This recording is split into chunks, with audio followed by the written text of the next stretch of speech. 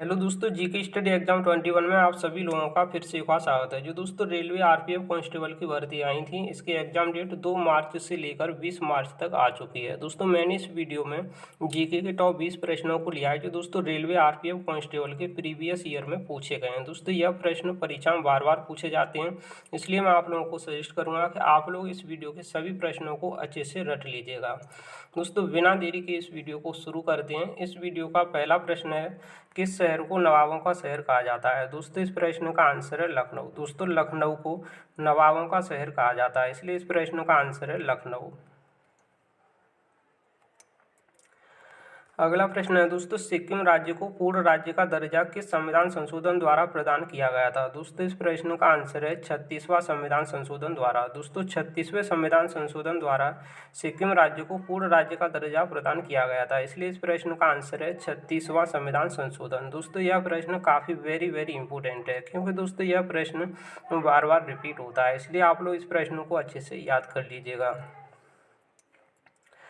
अगला प्रश्न है दोस्तों, भारत छोड़ो आंदोलन कब प्रारंभ हुआ था? दोस्तों इस प्रश्न का आंसर है 1942 ईस्वी में। दोस्तों 1942 ईस्वी में भारत छोड़ो आंदोलन प्रारंभ हुआ था, इसलिए इस प्रश्न का आंसर है 1942 ईस्वी। दोस्तों यकीन मानिए मैंने इस वीडियो में सभी प्रश्नों को चुन कर लिया है जो दोस्तों प्रश्न परीक्षा में बार बार पूछे जाते हैं, इसलिए दोस्तों आप लोग इस वीडियो को पूरा जरूर देखिएगा। दोस्तों वीडियो को लाइक, शेयर और चैनल को सब्सक्राइब भी जरूर कर लीजिएगा।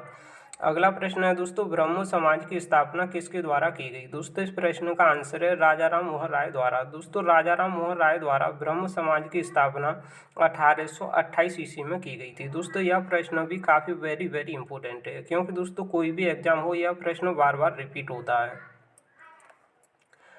अगला प्रश्न है दोस्तों, मौर्य वंश के संस्थापक कौन थे? दोस्तों इस प्रश्न का आंसर है चंद्रगुप्त मौर्य। दोस्तों चंद्रगुप्त मौर्य या मौर्य वंश के संस्थापक थे, इसलिए दोस्तों इस प्रश्न का आंसर है चंद्रगुप्त मौर्य।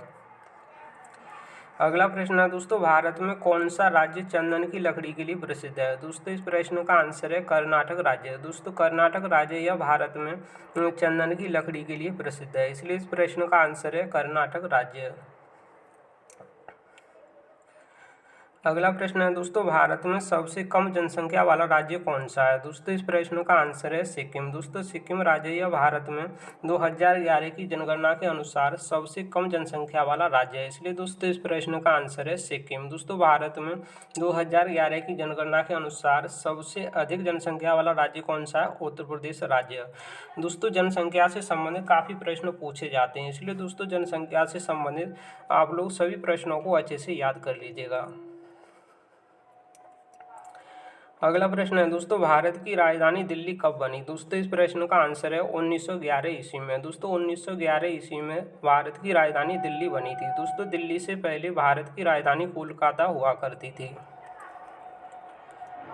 अगला प्रश्न है दोस्तों, अरावली पर्वत का सर्वोच्च शिखर कौन सा है? दोस्तों इस प्रश्न का आंसर है गुरु शिखर। दोस्तों गुरु शिखर या अरावली पर्वत का सर्वोच्च शिखर है, इसलिए दोस्तों इस प्रश्न का आंसर है गुरु शिखर। अगला प्रश्न है दोस्तों, भारत में सबसे कम जनसंख्या वाला राज्य कौन सा है? जो दोस्तों अभी मैंने आप लोगों को प्रश्न ऊपर कराया था वही यहाँ पे रिपीट हो गया है, और इस प्रश्न का आंसर है सिक्किम। अगला प्रश्न है दोस्तों, भारत में मुगल वंश का संस्थापक कौन था? दोस्तों इस प्रश्न का आंसर है बाबर। दोस्तों बाबर द्वारा मुगल वंश की स्थापना की गई थी। दोस्तों बाबर द्वारा जो मुगल वंश की स्थापना हुई थी वह 1526 ईस्वी में हुई थी, आप लोग यह भी याद रखिएगा।